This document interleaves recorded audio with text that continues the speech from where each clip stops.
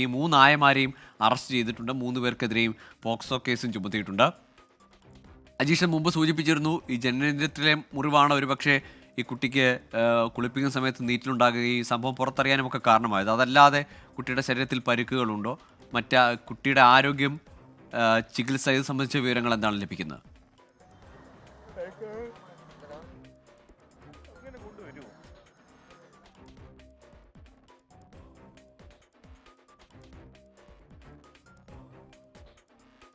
കിടക്കയിൽ മൂത്രമൊഴിച്ചു എന്നതിൻ്റെ പേരിലാണ് 2.5 വയസ്സുകാരിയായ പെൺകുട്ടിയോട് ശിശുക്ഷേമ സമിതിയിലെ സംരക്ഷണ കേന്ദ്രത്തിലെ ആയമാരുടെ ക്രൂരത. അജീഷ്, ഈ കുട്ടിയുടെ ശരീരത്തിലെ ജനനേന്ദ്രിയത്തിലെ മുറിവാണ് കുളിപ്പിക്കുന്ന സമയത്ത് നീറ്റിലുണ്ടാക്കുകയും കുട്ടി കരയാനും ഈ ക്രൂരത തന്നെ പുറത്തറിയാനും ഒക്കെ കാരണമായത്.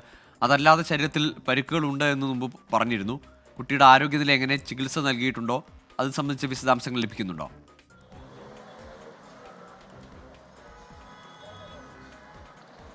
ഗോകുൽ, കുഞ്ഞിപ്പോഴും തൈക്കാട് സ്ത്രീകളുടെയും കുട്ടികളുടെയും ആശുപത്രിയിൽ ചികിത്സയിൽ തന്നെയാണ്. കുഞ്ഞിന് വൈദ്യസഹായവും നൽകുന്നുണ്ട്.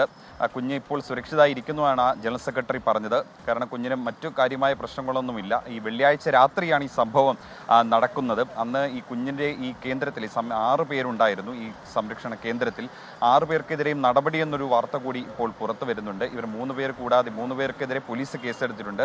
ഈ കുഞ്ഞിനെ സംരക്ഷിച്ചിരുന്ന, അതായത് കുഞ്ഞിനെ കിടത്തിയിരുന്ന ഈ റൂമിലുണ്ടായിരുന്ന 6 പേർക്കെതിരെ, ചുമതല ഉണ്ടായിരുന്ന 6 പേർക്കെതിരെ കൂടി ശിക്ഷാ സമിതി നടപടി എടുത്തിട്ടുണ്ട്. വെള്ളിയാഴ്ച രാത്രിയാണ് ഈ സംഭവം നടക്കുന്നത്. പക്ഷേ ഈ കുഞ്ഞ് അതിനുശേഷം ഈ സംഭവം പുറത്തറിയുന്നത് മിനിഞ്ഞാന്ന് ഈ കുഞ്ഞിനെ കുളിപ്പിക്കുമ്പോഴാണ് ഈ സംഭവം പുറത്തറിയുന്നത്. അതിനുശേഷമാണ് കുഞ്ഞിനെ വൈദ്യ പരിശോധനയ്ക്കായി തൈക്കാട് ആശുപത്രിയിലേക്ക് കൊണ്ടുപോകുന്നത്. കുഞ്ഞിപ്പോഴും അവിടെ തന്നെ തുടരുകയാണ്. കുഞ്ഞിൻ്റെ ആരോഗ്യനില തൃപ്തികരം എന്നാണ് ഡോക്ടർമാർ പറയുന്നത്.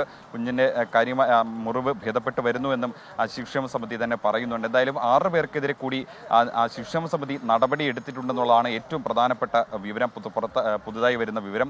എന്തായാലും ഈ അറസ്റ്റ് ചെയ്തിട്ടുള്ള 3 പേരെ ഇപ്പോൾ വൈദ്യപരിശോധനയ്ക്കായി പോലീസ് അറസ്റ്റ് രേഖപ്പെടുത്തി വൈദ്യപരിശോധനയ്ക്കായി കൊണ്ടുപോയിട്ടുണ്ട്.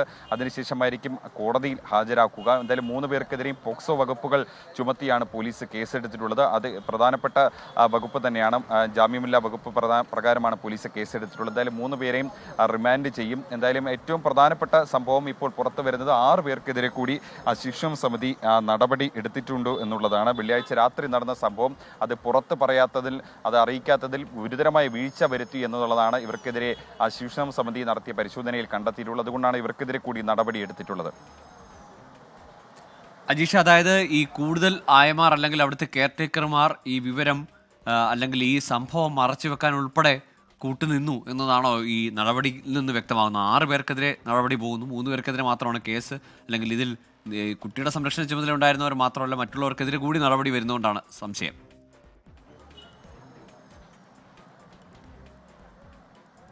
ഗോകുൽ, ഈ കേന്ദ്രത്തിൻ്റെ ഒരു പ്രത്യേകത, അതായത് ഈ ഓരോ തരത്തിലുള്ള ഓരോ പ്രായക്കാരായ കുട്ടികളെ ഒരുമിച്ചാണ് കിടന്നത്. അതായത് 1 വയസ്സ് 2 വയസ്സ് അങ്ങനെ ഓരോ പ്രായത്തിലുള്ള കുട്ടികളെ ഒരുമിച്ച് ഒരു റൂമിൽ അങ്ങനെയാണ് അടുത്തടുത്താണ് കിടത്തുന്നത്. അങ്ങനെ ഓരോ സെക്ഷനിലും കുറച്ച് ആളുകൾക്ക് ഒരു സമയം ജോലി ഉണ്ടാകും. അങ്ങനെ ഈ സംഭവ ദിവസം വെള്ളിയാഴ്ച 6 പേർക്കായിരുന്നു അവിടെ ജോലി ഉണ്ടായിരുന്നത്. അറസ്റ്റിലായ 3 പേരെ കൂടാതെ മറ്റു 3 പേർ കൂടി അവിടെ ജോലിയിലുണ്ടായിരുന്നു.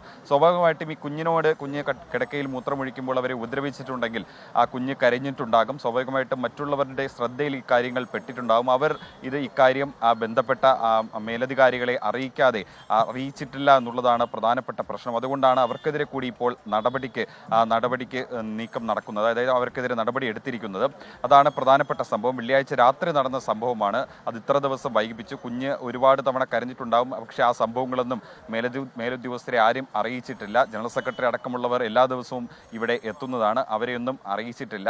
ഈ സംഭവം പുറത്തറിയിക്കാത്തത് കൊണ്ടാണ് അന്ന് ജോലിയിലുണ്ടായിരുന്ന 6 പേർക്കെതിരെ നടപടിയെടുക്കാൻ ഇപ്പോൾ ശിക്ഷാ സമിതി തീരുമാനിച്ചിരിക്കുന്നത്.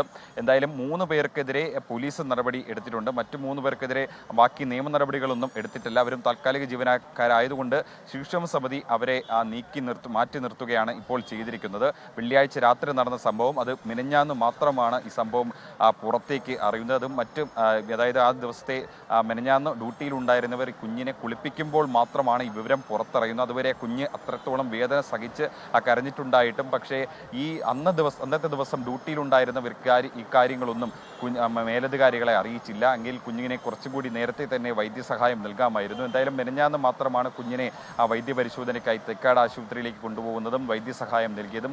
കുഞ്ഞിന് ഇപ്പോൾ ആരോഗ്യ പ്രശ്നങ്ങളൊന്നും ഇല്ല എന്നാണ് മനസ്സിലാക്കാൻ സാധിക്കുന്നത്. ഡോക്ടർമാർ അങ്ങനെയാണ് പറയുന്നത്. ശിശുക്ഷേമ സമിതി ജനറൽ സെക്രട്ടറിയും കുഞ്ഞിൻ്റെ ആരോഗ്യനില തൃപ്തികരമാണെന്നാണ് അറിയിച്ചിട്ടുള്ളത്. ഇപ്പോൾ കുഞ്ഞ് തൈക്കാട് ആശുപത്രിയിൽ തന്നെയാണ് തുടരുന്നത്.